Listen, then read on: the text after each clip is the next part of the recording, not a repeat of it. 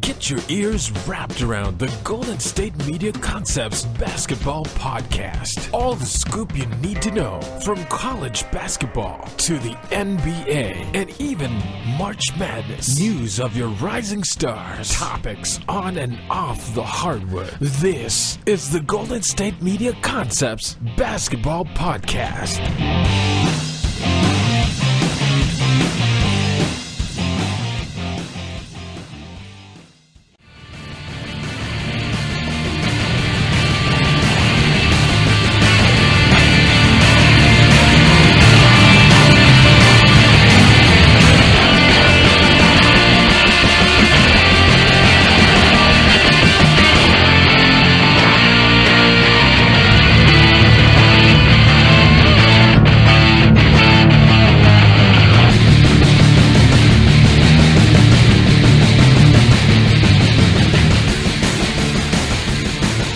Hello, everybody, and welcome to the GSMC Basketball Podcast, brought to you by the GSMC Podcast Network. I am your host, as always, GF Malinoff. Welcome back. We have some madness in the month of March. It's crazy, I know. It's almost like it's March Madness, like it should be a thing. Oh, wait. Oh, my God, that was terrible. What a way to start, right, with a terrible joke. Terrible, sarcastic joke. Anyways, we have a bunch of our madness to take care of. We got first round of 64, then we're going to go in right into the round of 32. Then we're going to preview the Sweet 16 matchups as they are going to happen starting Thursday. Then, you know what? I'm just going to do this because I love to do stuff on the fly. We are going to preview each game and then go into that preview to the Elite Eight, and then that Elite Eight into the Final Four, and the Final Four into the National Championship game in Minneapolis, Minnesota. And then I will predict the winner of the national championship as of the Sweet 16 matchups. If I had to make a guess on who would be the national champions, if the brackets I made, I still have my winner picked, but everything else is completely destroyed like everybody else's. Thanks, March Madness. I don't think there will ever be a perfect bracket. Like you know, those $1 million ones that actually will give out $1 million to whoever wins it. I don't think that'll ever happen. I don't think it's ever happened. I don't think it'll ever happen. If it has happened, then I apologize to the person that actually won the money, but I don't remember it. So we will see what happens when we get closer and closer on the road to the Final Four. And then we'll also talk about the Lakers and them being out of the NBA playoffs and LeBron missing the playoffs the first time since 2006. Fun fact, I'm 23 years old right now. He hasn't missed the playoffs since I was 11.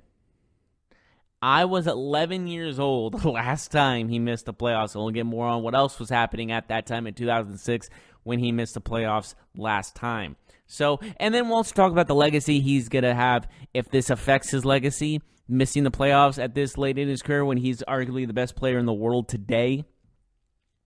And we'll also talk about, the playoff situation right now, the race for eighth on both sides of the conferences, both East and West. So we'll get into that as well. If since Lakers are not making the playoffs, we'll also talk about Luke Walton and his potential firing and who might be his replacement. It might be just a kid. And we can also talk about Jeremy Lamb's half-court shot that Kemba Walker had no faith in that went in and beat the Raptors as well. There was a lot that happened this weekend. So let's get right into the first things first. Before we talk about the round of 64 and the round of 32 and into the Sweet 16, we'll talk about one particular game in the round of 32 that needs to be discussed. UCF versus Duke. And obviously it was the 7'6" monster of a man versus Zion, who's no tiny man himself, going into in a battle as Duke narrowly, and I mean narrowly, hangs on to a victory 77-76 with a great performance by both UCF and Duke. Zion with a 32.11 rebound triple-double. Still shows why he is, without question, the undisputed number one overall pick going into the draft this year. I don't think there's any denial in that. He's He's proving time and time again why people are so high on him. Every single night, he's proving that he has what it takes to be a star in the NBA. But I will say this. I feel bad for him because of how much hype he's leading on. Not intentionally. He's just playing his game. He's just playing at a high level, higher than anyone else in the entire college basketball world.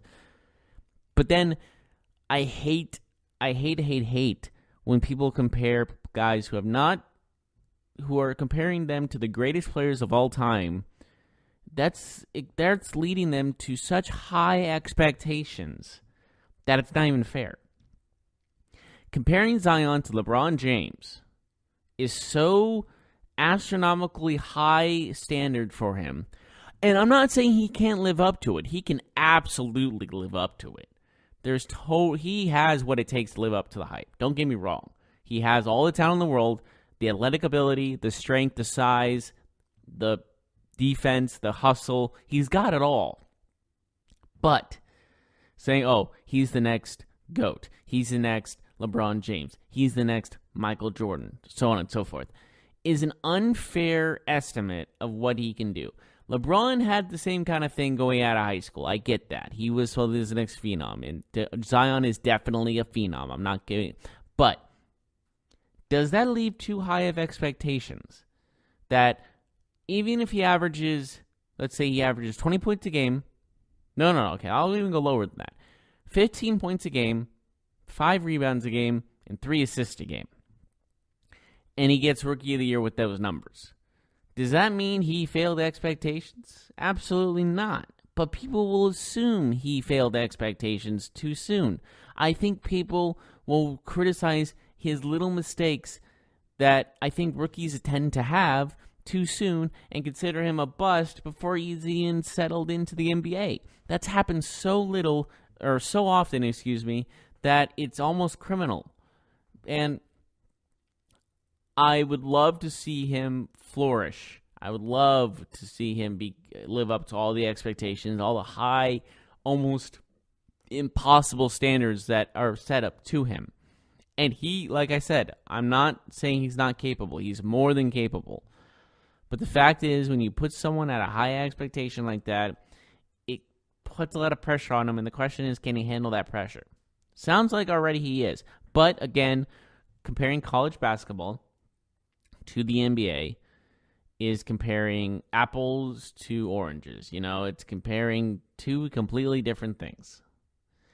You can't compare the athletes in the college basketball world to the players in the NBA world because, one, how many of those guys go to the NBA?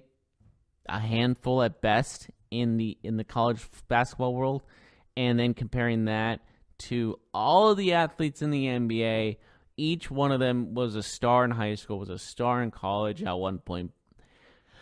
And it's just one of those things you're looking at it and going, and going, it's going to be a different kind of ball game when Zion goes to the NBA.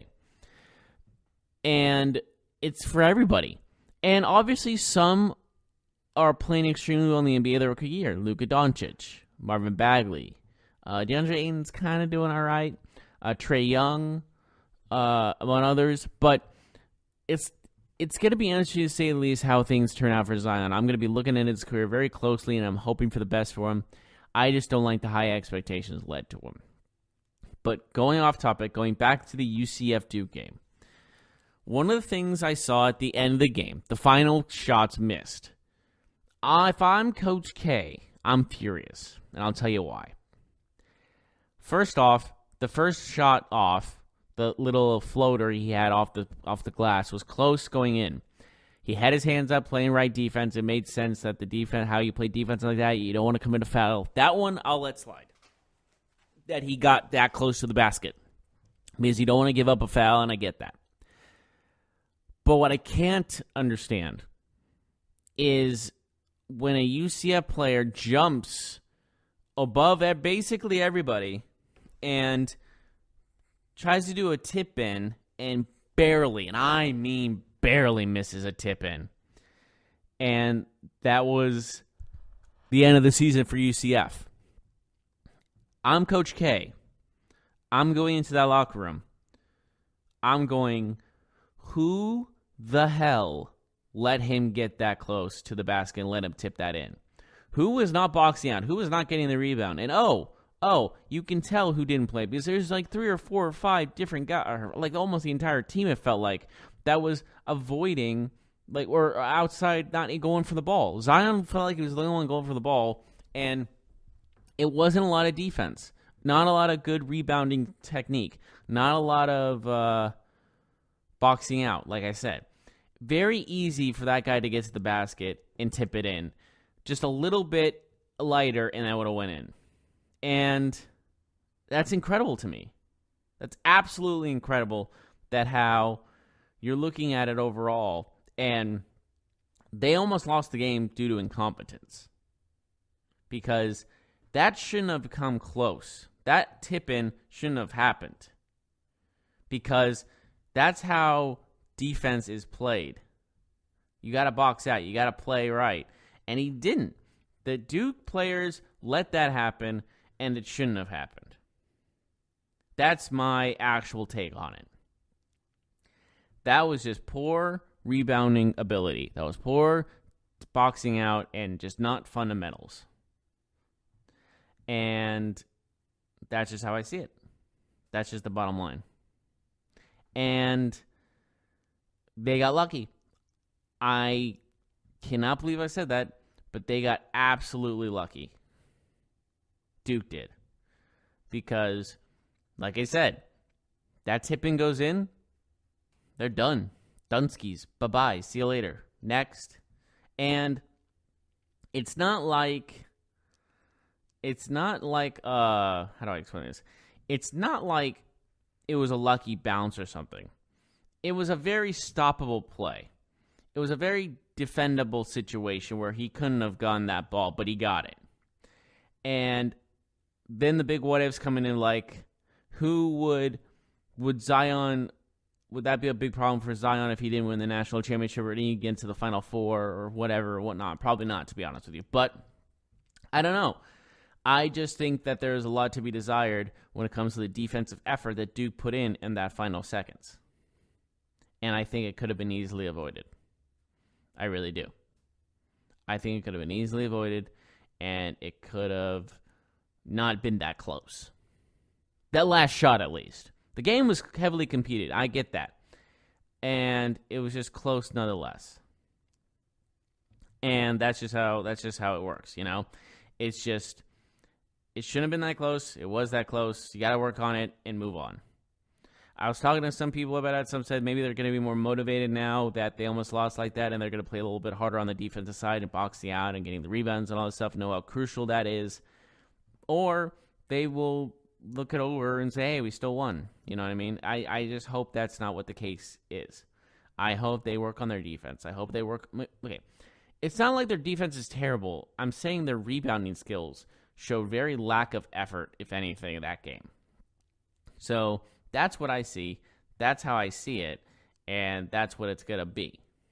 But we are going to take a short break. But when we get back, we will talk about each game that's happened in the tournament. Round of 64, round of 32, and preview the round of 16. And we will also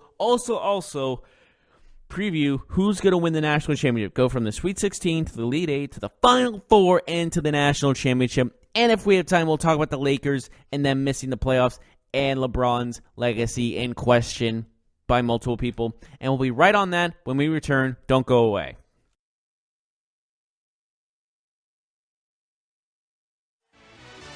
Are you looking for the very best NFL and college football podcast? Then check out the GSMC Football Podcast. Get the latest football news both on and off the field. From the NFL Draft to trades to the rumor mill to the NFL Combines. They got you covered. That's GSMCpodcast.com/football-podcast. Get updates on college rivalries, game day insights, and much, much more. It's football talk the way you want it. This show eats, sleeps, and breathes football. Don't forget to like them on Facebook and follow them on Twitter. Visit GSMCpodcast.com for more info.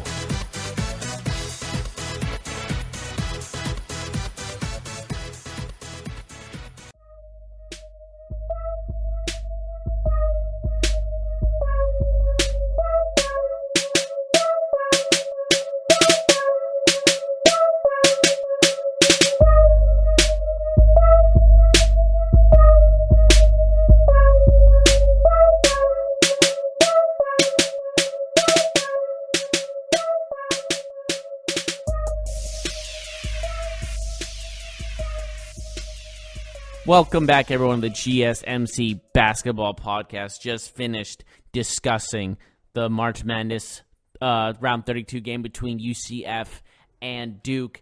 Went down to the wire, made my piece about it, made my piece about Zion. And so let's move on now to each game in this tournament, starting all the way back to the round of 64, because we need to go over each and every game because there were some wild games going on. Okay, maybe that's an over-exaggeration. There were some games going on. Yeah, I said it. What are you going to do about it? Starting with Thursday, March 21st. Old Dominion versus Purdue. In a shocking turn of events, Purdue destroyed Old Dominion 61-48 with another impressive performance by Edwards with his 26-point effort in 40 minutes of play. Basically, he played the entire game, no breaks. Then we had Wofford versus Seton Hall with one of the most, well, maybe not the most shocking, but legendary performance by McGee. 24 points, no rebounds or assists, but hit 7 3-pointers. All he made were threes in that game. And then added 3 free throws to make it 24. So that was a good win for Wofford over Seton Hall. Baylor over Syracuse, 78-69. Nothing really important special there. Michigan destroys Montana, 74-55. Florida handles Nevada, 70-61. It looked like Nevada was going to make a comeback, but 37-28 was the end of the first half, and then just kind of how it ended. Both scored 33 in the second half, so basically Florida takes it. St. Mary's coming off their huge upset win over number 1 Gonzaga to take the conference championship that they earned with a victory over Gonzaga, like I said. But now let's go to their game against the defending champions, Villanova. They lost 61-57. Hard-fought effort from St. Mary's, but came down to the defending champs, still holding on to their title hopes. You know what happens later, but we won't get into that. But Gonzaga destroys number 16, Fairleigh Dickinson. Fairleigh Dickinson? I love these college names sometimes. 87-49, not even close. Kentucky over Abilene Christian, 79-44. Murray State. Okay, now we got to talk about someone from Murray State. Ja Morant set a triple-double, 17, 11, and 16. He took the basketball world by storm with his performance over Marquette, and then in the next game, in the round of 32, but we'll get on that when we get to the round of 32. And I think this really moves up his draft stock, but we'll talk more about that once we get to the next round. But let's move on. Belmont and Maryland. Belmont this close to moving on in the next round, but sadly could not hold on as Maryland.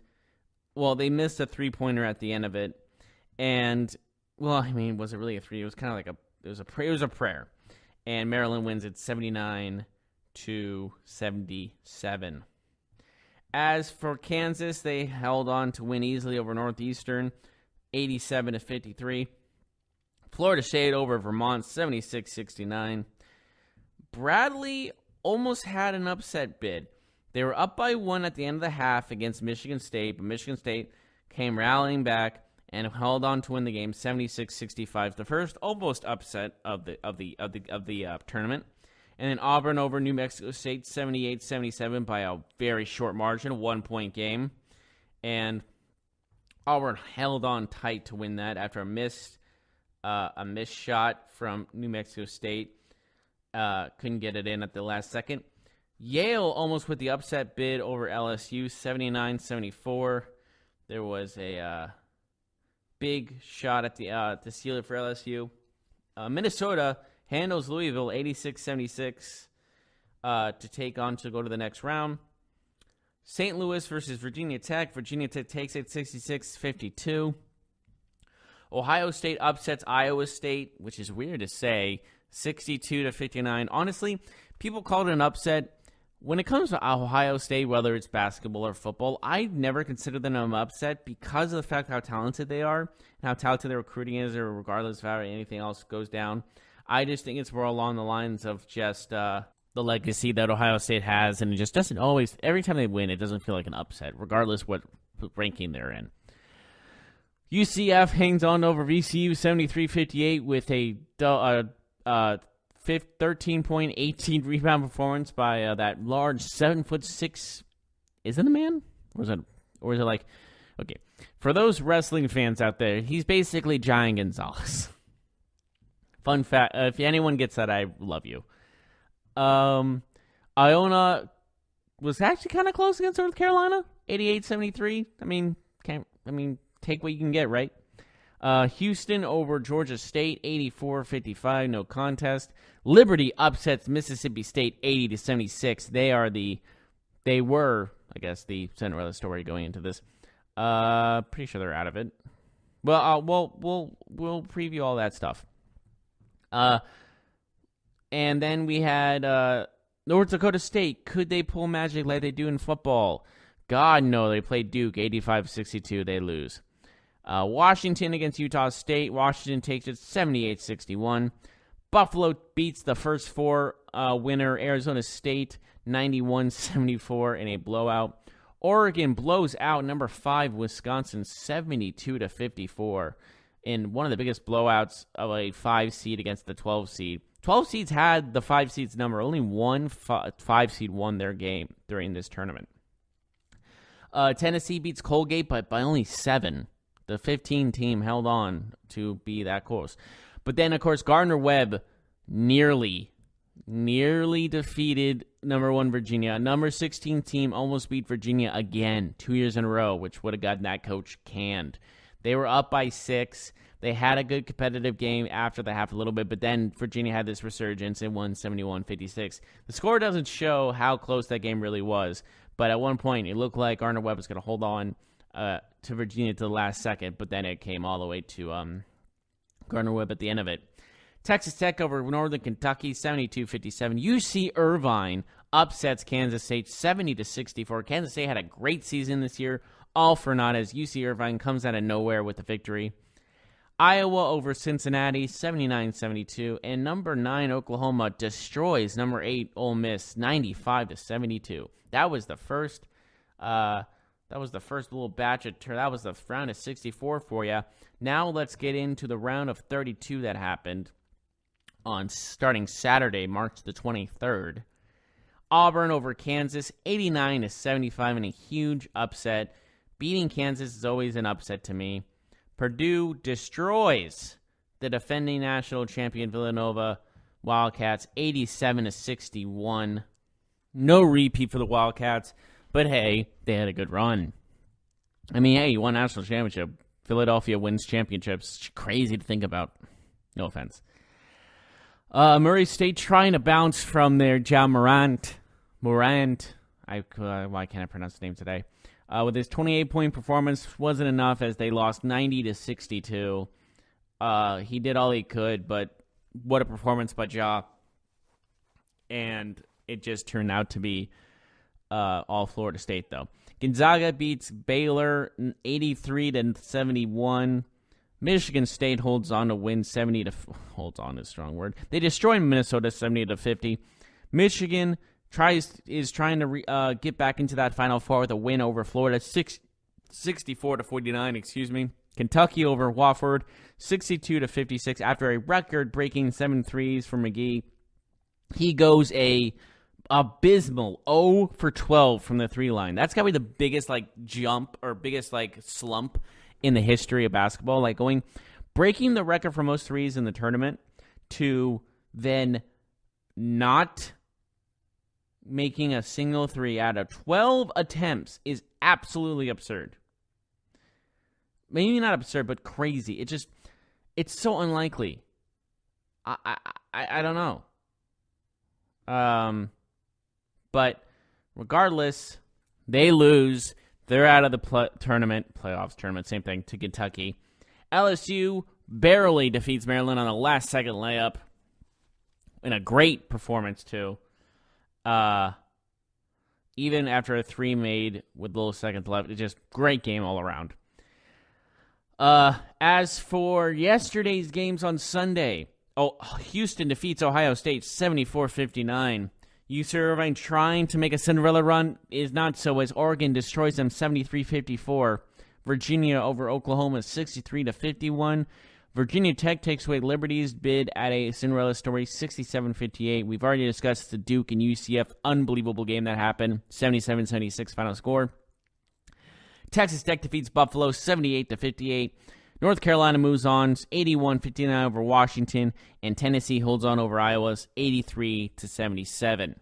Now, let's get to the fun stuff. Let's get to the games that are happening. The Sweet 16, not a girl's birthday, 16th birthday party, but the Sweet 16 of March Madness. I mean, do people really call it the NCAA tournament? It doesn't really ring a bell, does it? It's so much better just to say the March Madness. It's better. Like, you don't call it the NFL championship, you call it the Super Bowl. You know, it just rolls off the tongue better, just makes more sense. To me, at least. You can totally say no to that. Anyways, what was I saying? I forgot what I was saying. Oh, yeah. Sweet 16. Florida State versus Gonzaga. Give me Gonzaga. I know that's such an obvious statement, but just Gonzaga looks like poised after the loss of St. Mary's. It looks like they were focused on that being the last loss of the season for them. So they're looking to make a run in this tournament and move on to the Elite Eight. Purdue and Tennessee, you got to give me Purdue. Purdue just looks like the better team right now. They look like one of the best teams in the nation. Like, arguably, maybe the best. They look pretty darn good right now. After the victory against Villanova, I can totally see them taking on Tennessee. One of the closest matchups, a 1-point favorite Tennessee, but I still got Purdue in this one. I'm just going to write down. Let me just write down so I don't forget, because I don't want to embarrass myself. So I have Gonzaga, and this pen's out of ink. Of course it is. No, there you go. It came back. Gonzaga, and then Purdue. Texas Tech and Michigan. Give me Michigan. They're trying to make up for their loss last season. I think they're going to make it over Texas Tech. It's going to be a close game, though. No doubt about it. It's a 2-point favorite Michigan, but I still got Michigan over Texas Tech. I think Michigan has a lot more motivation after last season's disappointment in the loss to the national championship game. So give me Michigan. Virginia and Oregon. See, this one's tough because of the fact Virginia has known to choke. But you know what? How they've been playing, they've been making statements, but so was Oregon. They beat Wisconsin handily. But Wisconsin is not the same team it used to be. Give me Virginia. Give me Virginia, and I'll tell you why. Because I just think they're better suited for a a hard-battled game, a hard-fought game. They got the toughness for it. I think Oregon is maybe a little over their heads. But, anything can happen. LSU and Michigan State, give me LSU due to the run they are having. They're having a great run in this tournament. Michigan State kind of looks a little uneasy to me after that close game against the number 15 seed. It just seems like maybe LSU is the better team overall. Michigan State is the 6-point favorites, yes, but that's just, I think, based on seeding. I think LSU can make a serious run here. So give me LSU over Michigan State. Auburn and North Carolina. I got to go with North Carolina. They've looked like a superior team this tournament. And Duke and Virginia Tech, I don't think there's any question. Give me Duke. Zion just looks that good at the moment. And then Houston and Kentucky, give me Kentucky just because it's just like, it just looks like they're the better team overall. Houston's having a great season. They're having a great run in the tournament, no doubt about it. But I think Kentucky's going to hold on to win this. So who I see in the Elite Eight is LSU, North Carolina, Duke, Kentucky, Virginia, Michigan, Gonzaga, and Purdue. Yes, that's 8. So let me look at the brackets one more time. That was just the games. I'm looking at the brackets here. So in the matchup, we got the Elite Eight matchups, and I will tell you them. But first, I'm going to take a short break. When we come back, we'll tell you all about the Elite Eight matchups that I have written down as my predictions. And then we'll get right into the Final Four. And like I said, if we have time, we'll discuss the Lakers and LeBron James and if his legacy is tainted a little bit by his missing of the playoffs this season. And we'll get right on that when we return.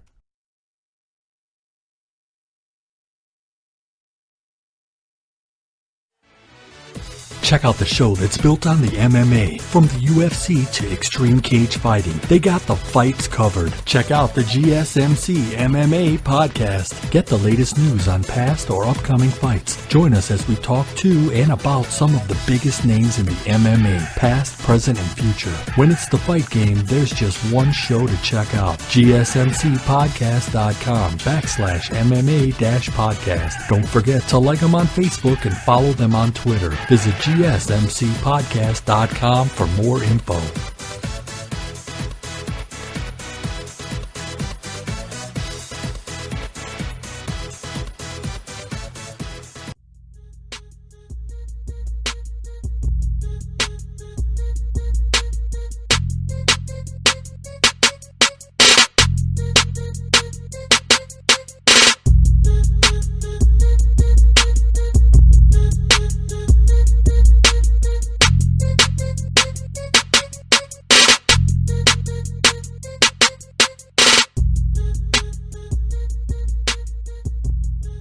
Welcome back, everyone, to the GSMC basketball podcast. We're finishing up the predictions here going into the Final Four.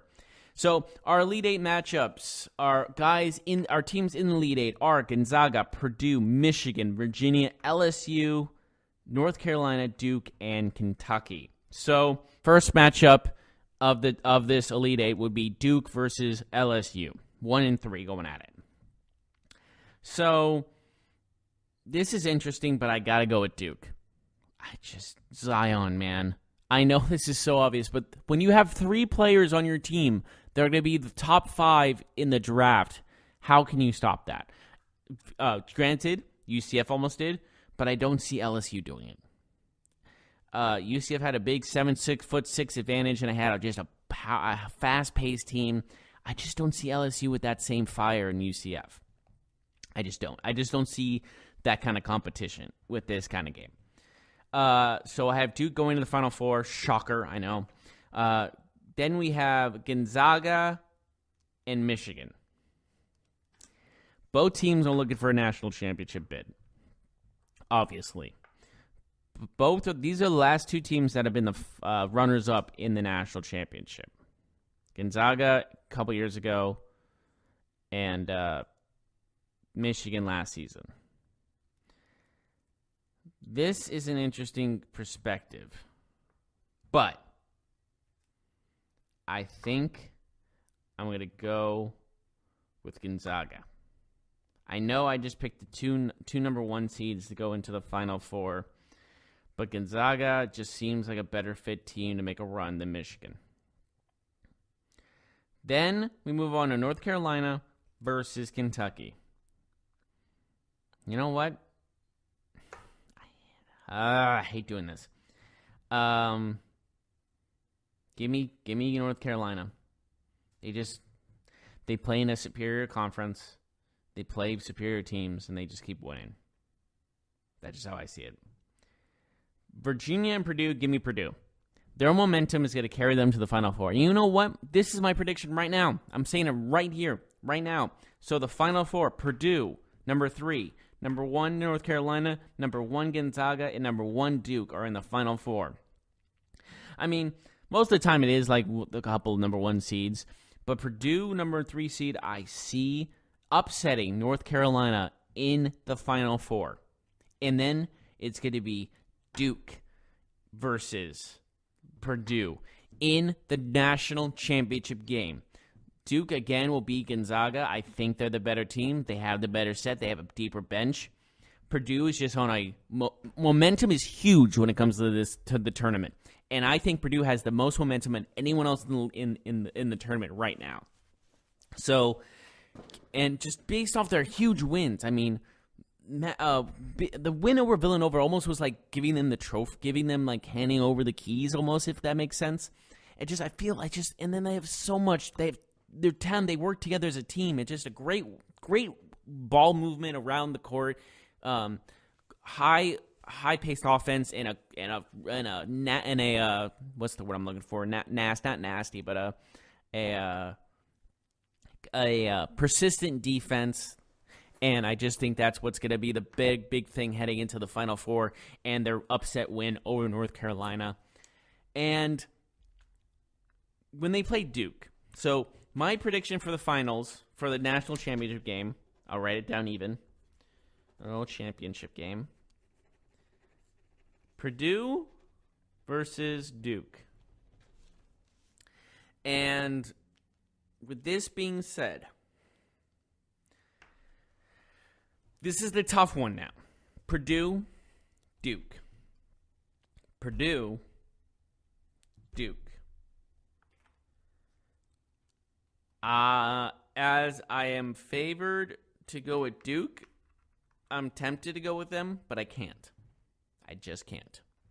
I think the better overall team is Duke, but I think the best guys that play around, the most chemistry, the most just play for each other kind of atmosphere is Purdue.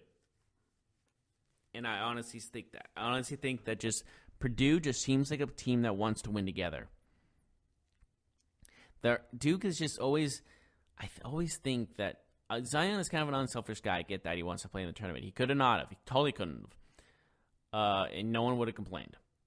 And it just seems that some guys are in it for themselves, it feels like, in Duke. I could be totally wrong, but this is where I get at. This is my assumption, of course. Purdue just feels like they all play with each other because they don't think of themselves as the top pick in the draft. They don't see themselves as one of the best teams in the nation type of thing.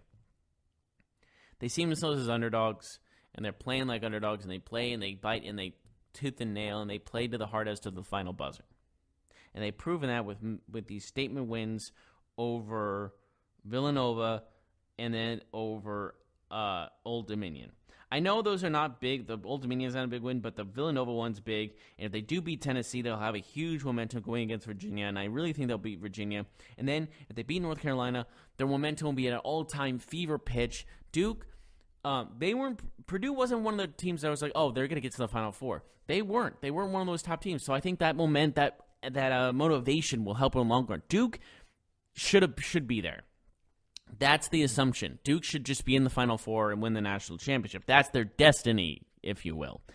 And I think Purdue will be motivated to take that away from them. I think that's what's going to happen. I think it's motivation. I think it's tactics. I think it's just planning ahead. I think it's just fast-paced offense, tenacity on defense. I think Purdue has it. I think Purdue can do it. I really do. I think Purdue can take it. And I stand by that. So I have Purdue winning this tournament. And if I did the brackets, at my first time doing the brackets, I did not pick Purdue to win it. I had a Gonzaga one, I had a Michigan one, and my third one, I want to do Villanova to do a back-to-back, just to play it safe because they've always been relatively deep in this tournament. So Purdue was not my first choice, I will say that, but they're my new choice. They're my choice of the remaining teams left. Purdue's winning it. That's my prediction. And of course, like so many other brackets, it's going to be torn to pieces. But it may not. It may be the truth.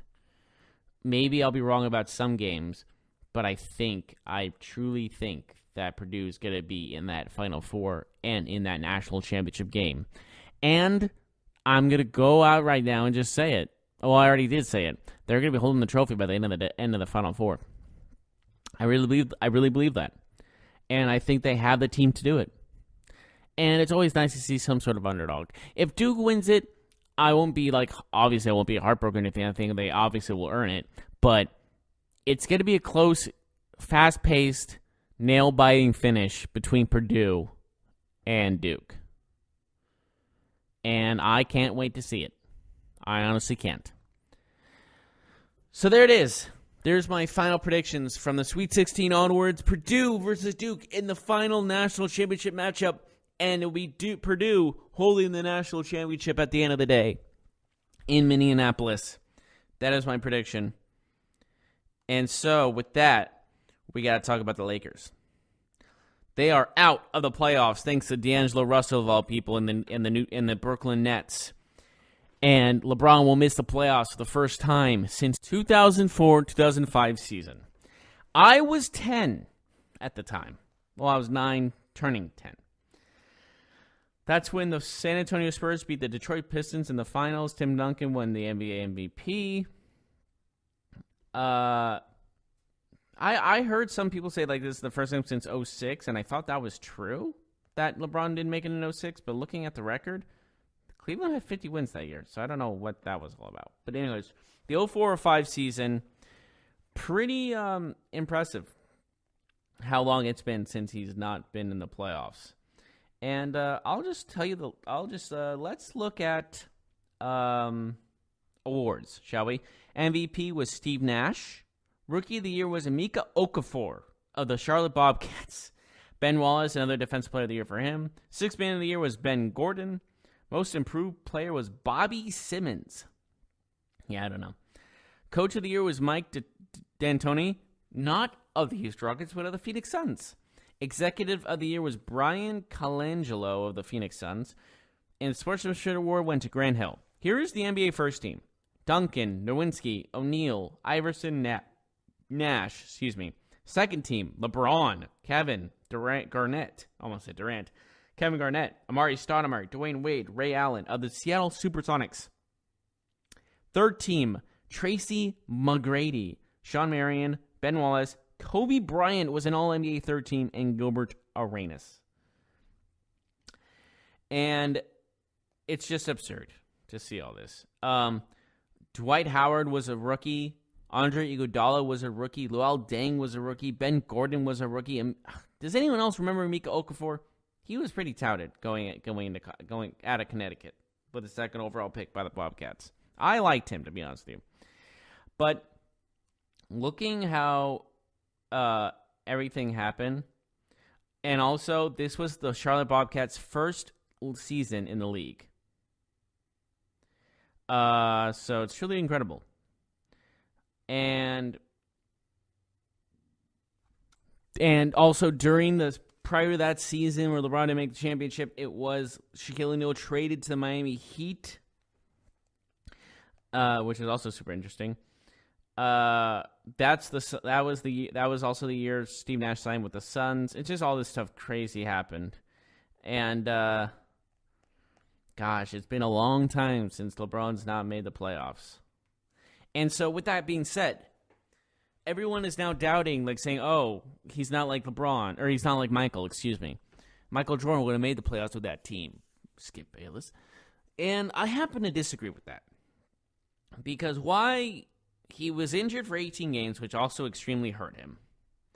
And I just don't see how that affects... Okay.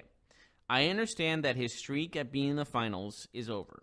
And in a weird way, not losing in the playoffs, but losing in the...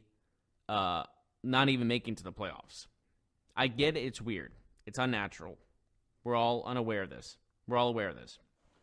And with that being said, everyone's doubting, like, is he still, like, a top 5 player? To me, he is still. But I do have to say this. If he fails to make the playoffs next year, if he fails to do that, then I think it affects his legacy. I really do. But I think it's honestly up to how next season goes. This season can be a skip. It's his first year with a new team. I get it. But how this is going to go down is if he does not make the playoffs this next year, so he goes 2 consecutive years without making the playoffs. 2. I will say that affects his career.